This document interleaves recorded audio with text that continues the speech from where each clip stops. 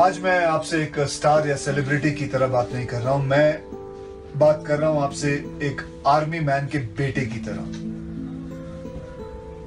कई दिनों से मैं देख रहा हूं कि न्यूज में या फिर न्यूज़पेपर में अपने ही देश के लोगों को अपनों से बहस करते हुए देख रहा हूं।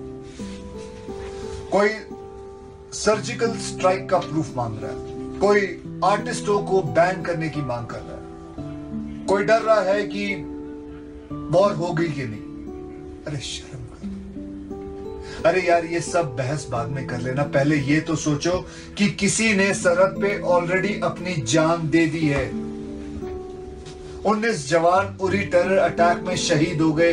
एक 24 साल का जवान नितिन यादव बारामूला में शहीद हो गया। क्या उनकी फैमिलीज और हमारे हजारों फौजियों की फैमिलीज को इस बात की चिंता है कि कोई फिल्म रिलीज होगी या नहीं? क्या कोई आर्टिस्ट बैन होगा कि नहीं? नहीं, उनको सिर्फ एक ही बात की चिंता है, वो है उनका भविष्य। और हमारी चिंता है उनका वर्तमान और उनका भविष्य सही होना चाहिए।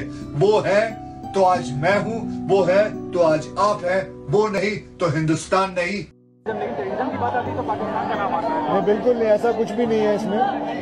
इट इज नॉट टेररिज्म जो होता है वो कंट्री में नहीं होता है, वो कुछ एलिमेंट होते हैं। टेररिज्म तो इंडिया में भी है, अमेरिका में है, सिडनी ऑस्ट्रेलिया में है, पेरिस में है, पेशावर में है। तो ये कुछ लोग होते हैं वो टेररिज्म फैलाते हैं, कंट्री टेररिज्म नहीं रखते।